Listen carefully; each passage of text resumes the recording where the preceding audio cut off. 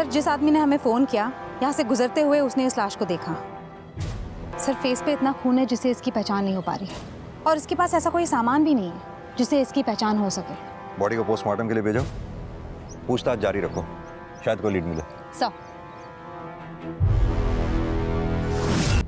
पूर्णिमा, तुम्हारा दिमाग खराब हो गया है क्या? अरे आर्या अगर ऑटिस्टिक है तो क्या उसे जीने का हक नहीं?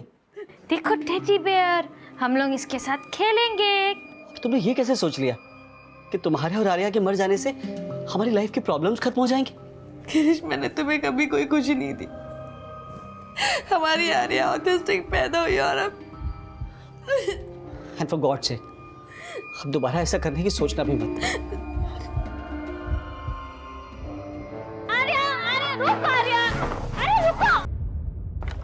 सर, जिस आदमी की लाश हमें दहीसर डंपिंग ग्राउंड में मिली उसका नाम बलदेव है। थाने और पालघर डिस्ट्रिक्ट में किडनैपिंग और गुंडागर्दी के कई केसेस में वो वांटेड है।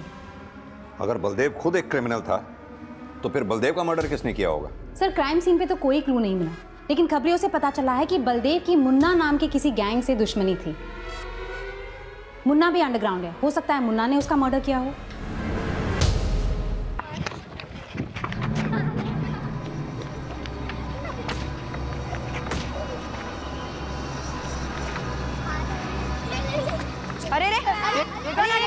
कौन है? आपकी बेटी की वजह से मेरा बेटा मरते मरते बचा है। पूरे 7 टाके आए हैं इसके सर में। देखिए, आर्या ने जो भी किया है उसके लिए मैं शर्मिंदा हूँ।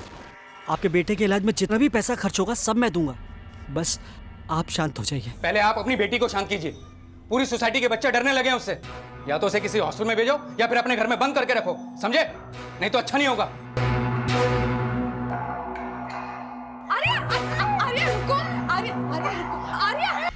पूर्णिमा, तुम्हें पता है ना कि तुम प्रेग्नेंट हो, और ऐसी हालत में तुम्हें इसके पीछे दौड़ना पड़ा।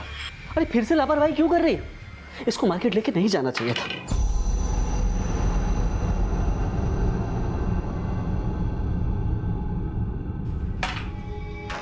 तुम जानते हो ना कि अगर आर्या को बाहर घुमाने ना ले जाओ तो वो घर में तोड़फोड़ शुरू कर देती है। मुझे लगता है कि अब आर्या को ऑटिस्टिक बच्चों के स्कूल हॉस्टल में भेज देना चाहिए। पैसे का इंतजाम हो गया है, मुझे 4 लाख का इंसेंटिव भी मिला है, so we will manage. Girish, Arya हमारे बगैर कैसे रह पाएगी?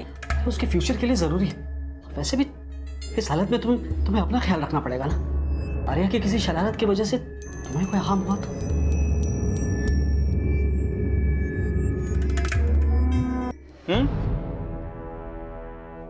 तेरी मैडम फिर से पेट से है बेचारी। उस पगली के चक्कर में फिर से बच्चा गिरेगा उसका। अरे नहीं नहीं, मेरा साहब है ना, इस पर उसने अलग ही प्लानिंग करके रखी है। मेरे साहब को ना 4 लाख रुपए मिले हैं इनाम में ऑफिस से। उस पैसे से वो अपनी बेटी को हॉस्टल भेजने की सोच रहा है।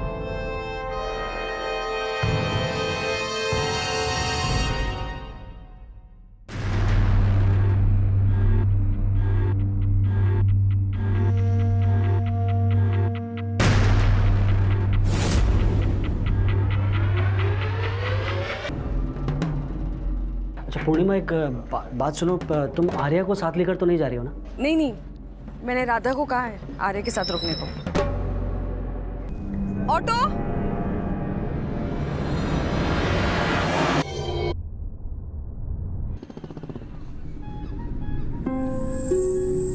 अंकल कैसे हैं आप? बेटी ठीक है तुम्हारी? हाँ अंकल ठीक है। तुम्हें पता है ये धीरज दर्शन बिल्डिंग कहाँ पर है? धीरज दर्शन? अब आप वो देखो, वहां जाओगे ना तो फर्स्ट राइट लोगे। शुक्रिया बेटा। बेटा, तुम चाहो तो मैं तुम्हारी एक मदद करना चाहता हूँ। कैसी मदद अंकल? मेरी जान पहचान के एक फकीर बाबा है, बाबा फकीरुद्दीन। तुम अपनी बेटी को उनके पास लेके जाओ, उनके चमत्कार से वो जरूर ठीक हो जाएगी।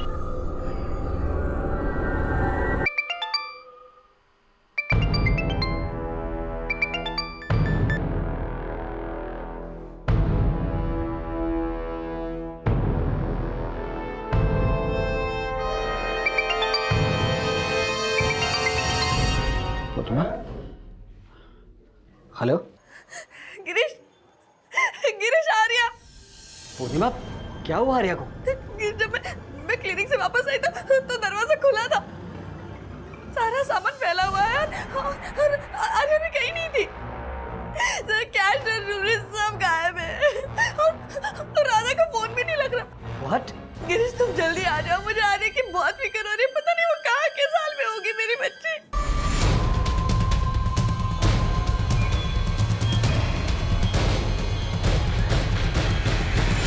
गिरीश, राधा के साथ साथ चंदन भी गायब है और उसका फोन भी नहीं लग रहा है। ये चंदन कौन है और आपका परिचय? सर, ये हमारी सोसाइटी के सेक्रेटरी मिस्टर प्रजापति, और चंदन हमारी बिल्डिंग का सिक्योरिटी गार्ड है। सर, जब से ये लोग आपसे मिलने गए हैं तभी से मैं चंदन को ढूंढ रहा हूँ, और जिस एजेंसी के थ्रू हमने उसे अपॉइंट किया था मैंने उन्हें भी इसके बारे में बता दिया है। प्रिया, चंदन और उसकी एजेंसी की डिटेल्स ले लो।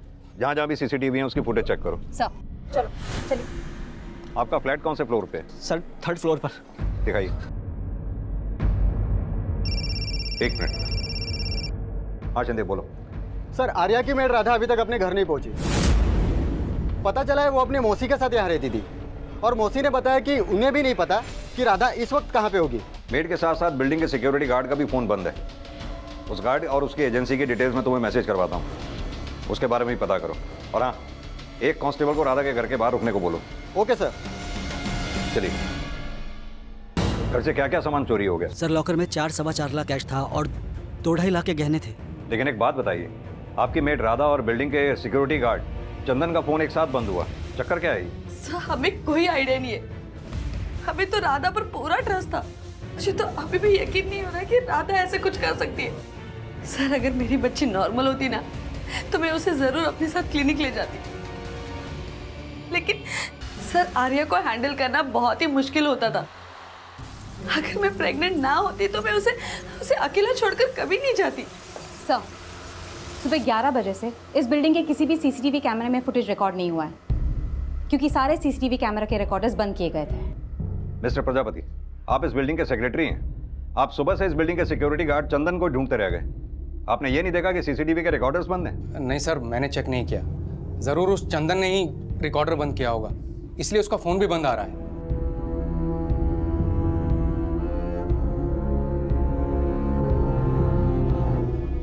सर, जो फुटेज अवेलेबल है, करीब 11 बजे से पहले आर्या की मां को बिल्डिंग से बाहर जाते हुए देखा गया,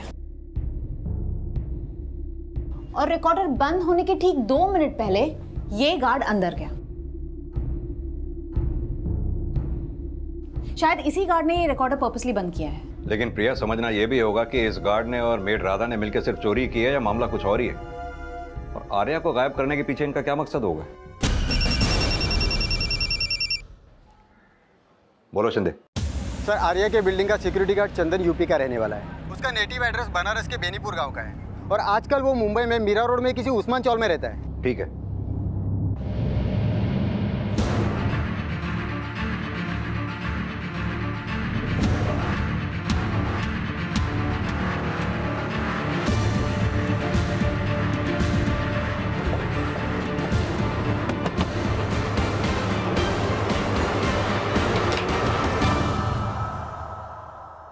साहब, चंदन ड्यूटी पे गया तो अपना बैग भी पैक करके ले गया साहब।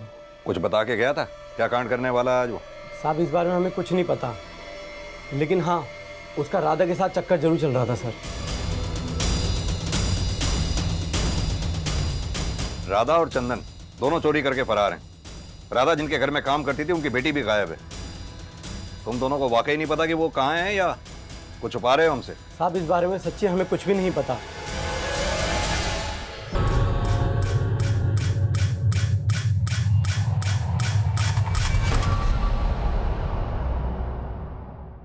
मैं तुम्हारा फोन नहीं उठा रहा हूं, तुम्हें समझ में नहीं आ रहा है?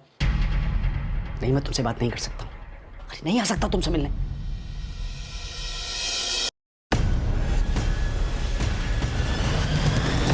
किससे बात कर रहे थे? एक दोस्त का कॉल था। अच्छा गिरीश, इस एल्बम में से आर्या का एक फोटो गायब है। तुम्हें पता है कि कहाँ है? आर्या गायब हो गई है पूर्णिमा, और तुम आर्या के फोटो को लेके परेशान हो। तुम्हें आर्या की कोई परवाह वरवा है भी या बस? क्या मतलब? तुमने पहले भी आर्या से परेशान होकर उसे मारने की कोशिश की थी। मैडम, आप ये क्या कर रही थी? मर जाने दे हमें, मर जाने दे हम दोनों को। नहीं मैडम, मैं आपको ऐसा कुछ नहीं करने देगी। गिरीश, तुम भूल रहे हो कि आर्या के साथ साथ मैं भी मरना चाहती थी। हाँ, और राधा ने ही तुम्हें ये सब करने से रोका था। तो अब अचानक से ऐसा क्या हो गया कि राधा एकदम से बदल गई? ये तुम मुझसे क्यों पूछ रहे हो? क्योंकि जिस दिन आर्या गायब हुई तुम आर्या और राधा के साथ किसी बाबा के पास जाने की बात कर रही थी। गिरीश, एक बार मिलने में क्या हर्ज है? मैं आर्या को दिखाने के साथ साथ उनसे ये भी पूछ लूंगी कि हमारा आने वाला बच्चा भी आर्या के जैसे होगा या नहीं। पूर्णिमा, इस अंधविश्वास के चक्कर में मत पड़ो। तुम डॉक्टर के पास जा रही हो ना, बस वहीं जाओ। गिरीश, तुम्हें ऐसा क्यों लग रहा है कि तुम्हारे मना करने के बावजूद मैं उस बाबा से मिलने गई थी? क्योंकि अगर तुम वहां नहीं गई तो राधा आर्या को लेकर गायब क्यों हुई? गायब तो घर से जेवर और कैश भी है और वो सिक्योरिटी गार्ड भी। गिरीश, गिरीश, तुम ऐसा सोच में कैसे सकते हो? मैं अपने बच्चे को, तुम क्या बोल रहे हो? जो औरत आर्या को मारने की कोशिश कर सकती है, अपने कोख में पल रहे बच्चे को गिराने की कोशिश कर सकती है, वो तो कुछ भी।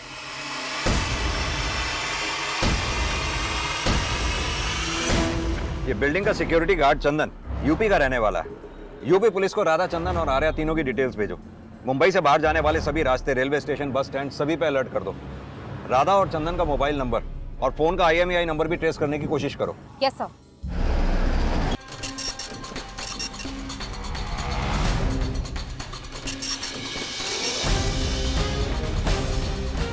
सर, राधा और चंदन की कॉल रिकॉर्ड से साफ है कि उन दोनों का अफेयर था।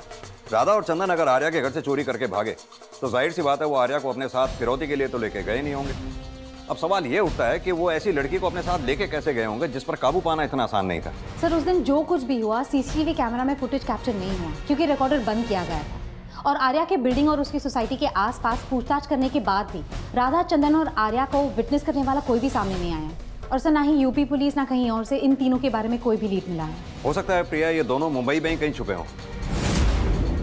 लॉजेस और गेस्ट हाउसेज में पूछताछ करो, हो सकता है कुछ पता चले। Sir,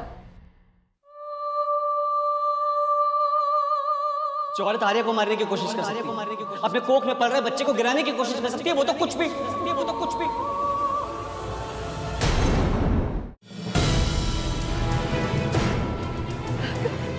uncle, uncle, uncle, uncle, uncle, uncle.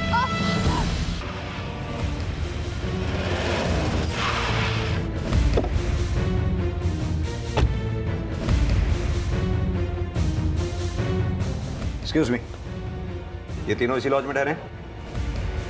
लेकिन सर ये बच्ची यहाँ पर नहीं है। ये दोनों कितने नंबर रूम में ठहरे हैं? 202।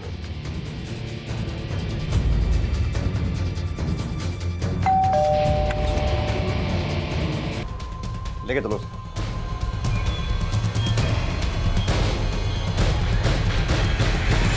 पता नहीं है आर्या को किसी को बेच दिया तुम लोगों ने? बोलो। नहीं नहीं साहब, हमारा प्लान सिर्फ चोरी का था। जब मेरे को पता चला कि मेरे साहब के पास खूब पैसा आया है तो चंदन ने मेरे को बोला। तेरे साहब को 4 लाख मिला, लेकिन कभी उन्होंने 40 रुपये भी बढ़ा के दिए? अरे मेरा क्या है, मेरे को जो मिलता है ना वो भी मेरी मौसी हड़प लेती है। देख, तू अपनी मौसी से परेशान, मैं इधर ये सिक्योरिटी गार्ड की नौकरी से परेशान। एक काम करते हैं, हम दोनों मिलके ना तुम्हारे सबका घर साफ करके भाग जाते हैं। लाइफ सेट हो जाएगी हम दोनों की। उस दिन जब मैडम आर्या को मेरे पास छोड़ के गई तब मैंने चंदन को फोन किया।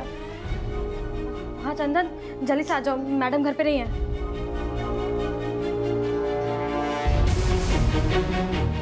साहब, जैसे ही मैडम बिल्डिंग से निकली मैं भाग के CCTV रूम में गया और रिकॉर्डर ऑफ कर दिया। फिर उनके फ्लैट पे गया था।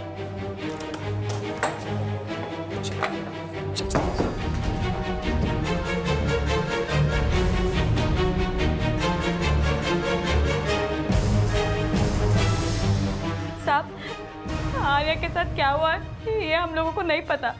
हम लोग उसको घर पे ही छोड़ के गए थे।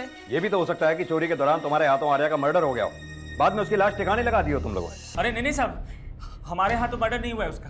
प्रिया, ये ऐसे नहीं बोलेंगे, खातिरदारी करो इनकी। मैडम विश्वास करो हमारा, हमने आर्या को नहीं मारा। तो फिर क्या किया आर्या के साथ?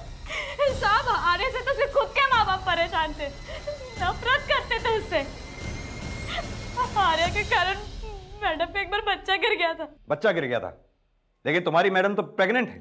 साहब, वो दोबारा हुई है। 8 महीने पहले भी आर्या के कारण मैडम का बच्चा गिर गया था। तेरे हुड़दंग की वजह से हमें जिंदगी में कोई भी सुख नसीब नहीं हुआ। पता नहीं कौन सी घड़ी थी कि जब तू तुम्हें बोला था ना अपना ध्यान रखो, लेकिन कम तो तुम भी नहीं। तू बोल रही है 6 महीने पहले पूर्णिमा ने आर्या के साथ आत्महत्या करने की कोशिश की थी, लेकिन गायब तो सिर्फ आर्या ही है। मेरे को लगा कि मैडम आत्महत्या करना चाहती थी, लेकिन हो सकता है कि मेरे को गलत लगा हो और मैडम सिर्फ आर्या को धक्का देना चाहती हो। सब मैं मानती हूँ कि 6 महीने पहले मैंने आर्या के साथ आत्महत्या करने की कोशिश की थी, लेकिन राधा तो ये भी बोल रही थी कि तुमने उस वक्त आर्या को ही मारने की कोशिश की थी। नहीं सर, मैं खुद आर्या के साथ आत्महत्या करना चाहती थी। तो अब उसे मार दिया? सर आप ऐसे कैसे बोल रहे हैं? मैं अपनी बच्ची को क्यों मारूंगी सर? लेकिन 6 महीने पहले तो अपनी बेटी आर्या को मारने की कोशिश की ही थी ना आपने। अब साथ में खुद मर रही थी या उसे मार रही थी, इस बात का कोई सबूत तो नहीं है ना। आप उस राधा के कहने पर हम पर शक कर रहे हैं? अरे झूठ बोल रहे हैं वो दोनों। आप उनसे सख्ती से पूछिए कि उन्होंने आर्या के साथ क्या किया है। उनकी छोड़ो, पहले अपनी बताओ। तुम अपनी बीवी को बचा रहे हो या उसके साथ शामिल हो इस प्लानिंग में? कोई प्लानिंग नहीं की थी सर।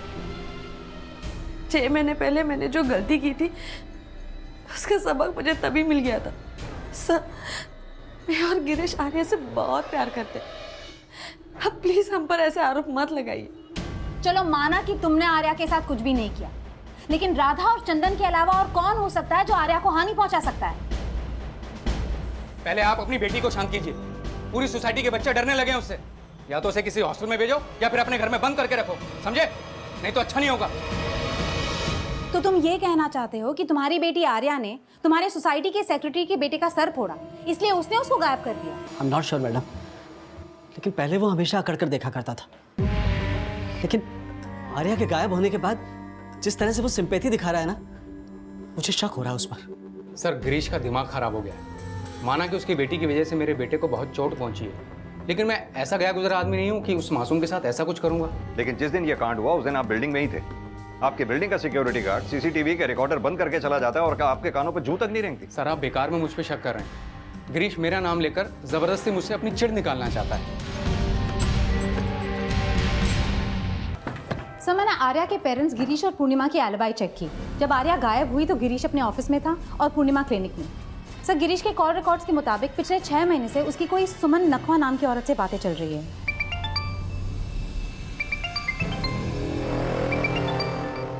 कौन है ये सुमन नकवा? सर सुमन का ना तो गिरीश के ऑफिस से कोई कनेक्शन है और ना ही वो उसके रिलेशन में आती है। सर उसका नंबर खार डांडा एड्रेस पर रजिस्टर्ड है।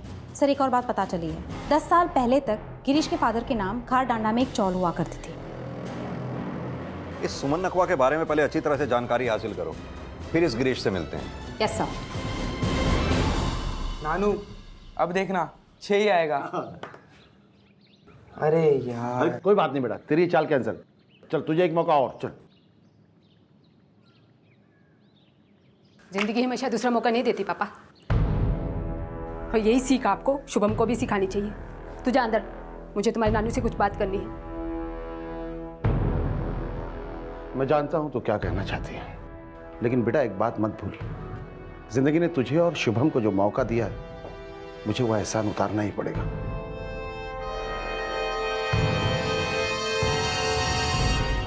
पूर्णिमा कहाँ जा रही हो तुम? 12 बजे डॉक्टर से अपॉइंटमेंट है हमारा। जानती हूँ, 11 बजे तक वापस आ जाऊँ। लेकिन जा कहाँ रही हो? वापस आकर बताती हूँ।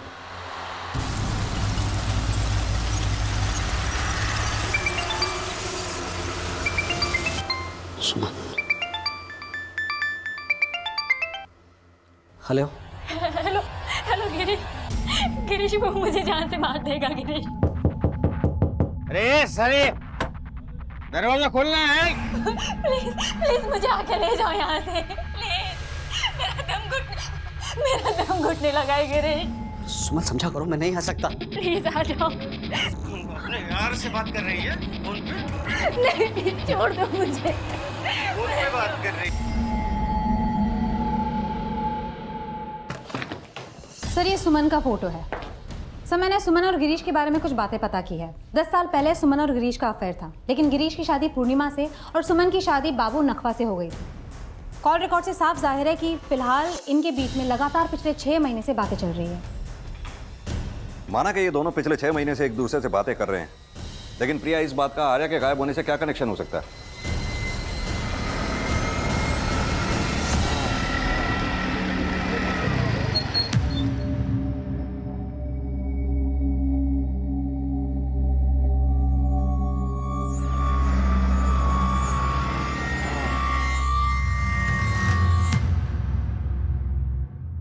ऐसा करते हैं, गिरीश की वाइफ पूर्णिमा से मिलते हैं, उससे सुमन और गिरीश के बारे में बात करते हैं, देखते हैं वो क्या कहती है।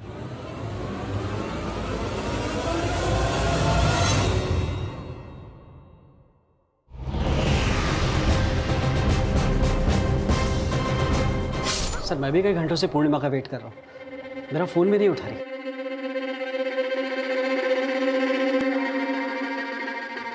सर, पूर्णिमा मेरा फ़ोन भी नहीं उठा रही है।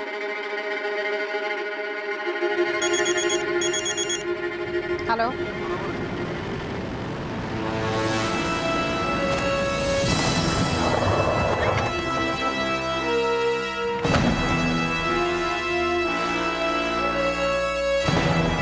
आसपास किसी ने भी पूर्णिमा के साथ किसी को नहीं देखा। लेकिन प्रिया, एक बात समझ में नहीं आई, पूर्णिमा अपने घर से इतनी दूर इस सुनसान जगह पर आई क्यों होगी? सर, गिरीश ने तो बोला कि पूर्णिमा ने उसे कुछ बताया नहीं, लेकिन मुझे लगता है कि गिरीश को पता था पूर्णिमा यहाँ आने वाली है। सर, शायद आर्या का गायब होना और पूर्णिमा के मर्डर का कनेक्शन दोनों गिरीश और सुमन के लव अफेयर से जुड़ा हुआ है। कि गिरीश और सुमन दोनों को थाने लेकर आओ। Yes sir. क्या? पूर्णिमा का मर्डर? पूर्णिमा ही नहीं, हमें तो लगता है आर्या का भी मर्डर हो चुका है। सर ये आप क्या? हैरान मत हो, सीधी तरह से ये बताओ कि अपनी बेटी और बीवी को रास्ते से हटाने के लिए किसको हायर किया? सर क्या बोल रहे हैं आप? सर मैं अपनी पत्नी और बच्ची का मर्डर क्यों करवाऊंगा? सुमन को पाने के लिए। चुप रहने में कोई फायदा नहीं है सुमन। हमें पता चल चुका है कि तुम्हारा और गिरीश का अफेयर था अपनी अपनी शादियों से पहले ही। सिर्फ अफेयर नहीं था मैडम, मैंने और गिरीश ने एक दूसरे से शादी भी की थी। सुमन का भाई राघव हमारे रिश्ते के खिलाफ था, क्योंकि मेरी जात अलग थी। क्योंकि 10 साल पहले मैंने और सुमन ने भागकर शादी कर ली, लेकिन सुमन के भाई ने हमें ढूंढ निकाला।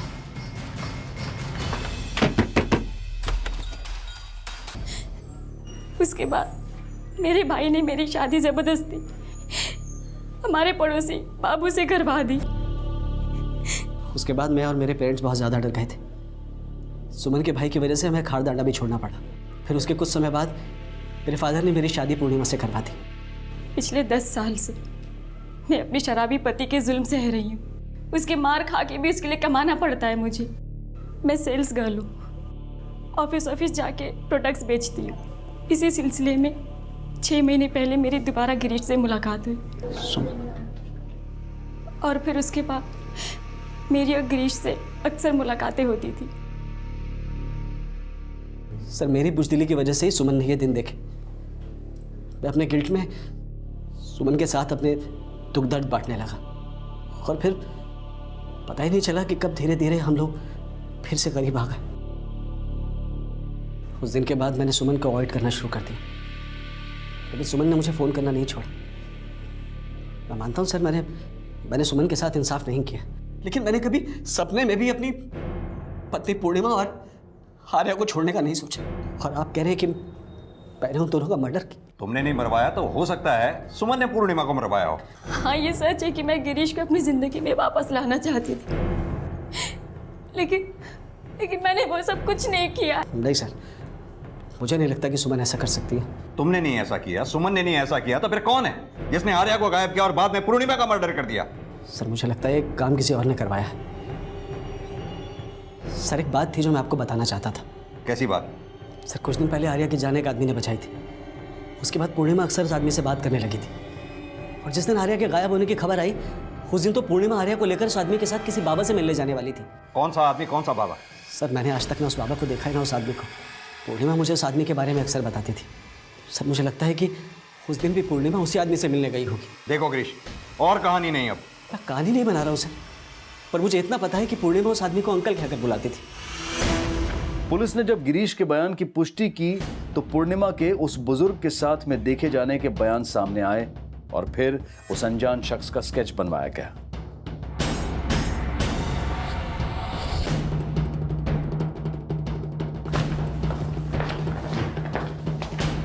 सर मुझे ऐसा लग रहा है मैंने इसे पहले कहीं देखा है।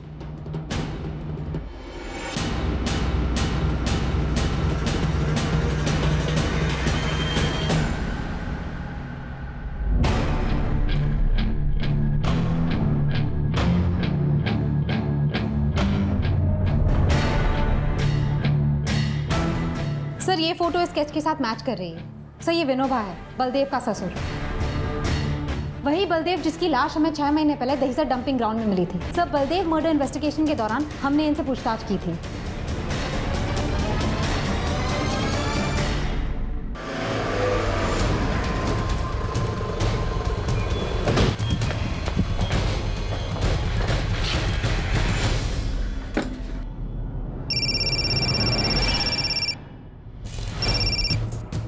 हाँ प्रिया, बोलो। सर, विनोबा के घर पे ताला लगा हुआ है। आसपास पूछताछ करने के बाद ये पता चला कि विनोबा, उसकी बेटी और उसका नवासा तीनों पूर्णिमा के मर्डर के बाद ही यहाँ से गए हैं।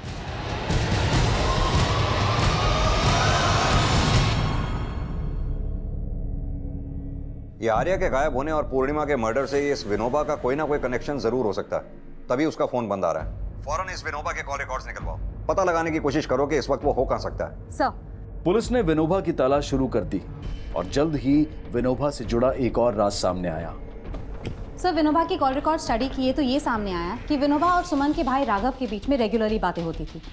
सर, एक और बात पता चली है, राघव और विनोबा बहुत साल पहले एक ही फैक्ट्री में काम करते थे। सुमन के भाई राघव और विनोबा का कनेक्शन सामने आने के बाद पुलिस ने राघव को पूछताछ के लिए तलब किया। देखो मैडम, मैं मानता हूं कि मैं विनोबा को फोन करता था, लेकिन मैंने कुछ नहीं किया है। ज्यादा शाना मत बन, विनोबा पकड़ा जा चुका है।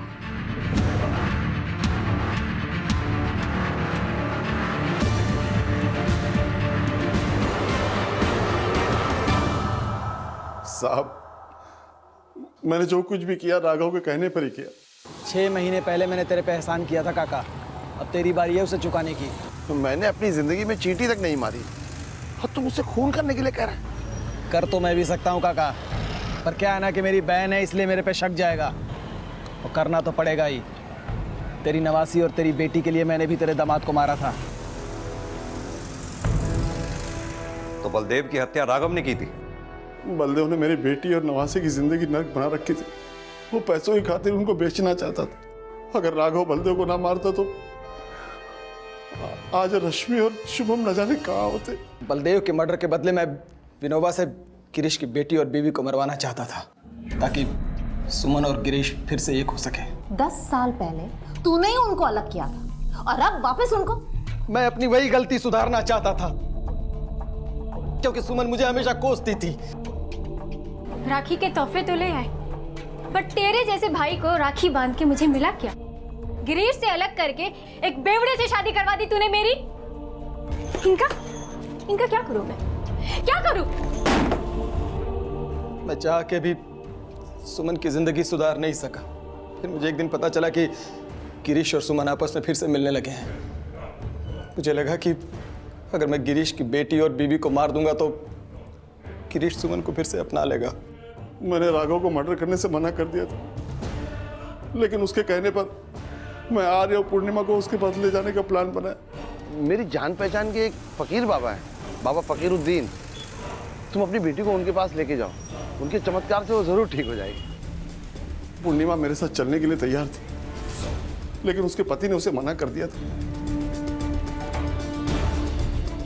पूर्णिमा के जाने के बाद मैंने देखा कि आर्य की नौकरानी उनके बिल्डिंग के गार्ड के साथ कहीं जा रही है। मैंने सोचा आर्य घर में अकेली होगी, लेकिन तभी मैंने देखा कि आर्य खुद बिल्डिंग से बाहर आ रही। मैं आर्य को राघव के पास ले गया और राघव ने उसको आर्य को मारने के बाद राघव उसकी मां को भी मारना चाहता था, लेकिन मैंने उसे मना कर दिया था कि इस बार मैं कुछ भी नहीं करूंगा। लेकिन पूर्णिमा मुझसे दोबारा मिलना चाहती थी।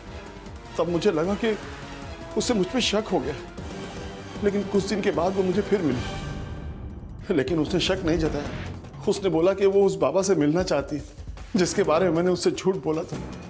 मुझे लगा कि मैं उसे और धोखा ना दूं, लेकिन फिर अपने ज़मीर को मार के मैंने पूर्णिमा से कहा कि मैं उसे उस बाबा से मिला दूंगा। फिर उसे एक जगह मिलने के लिए बुलाया।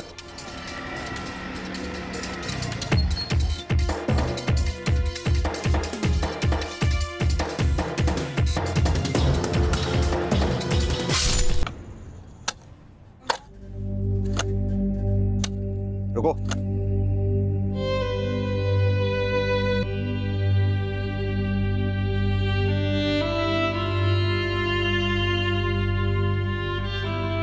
आर्या, आप प्लीज छुइए नहीं। पाटिल,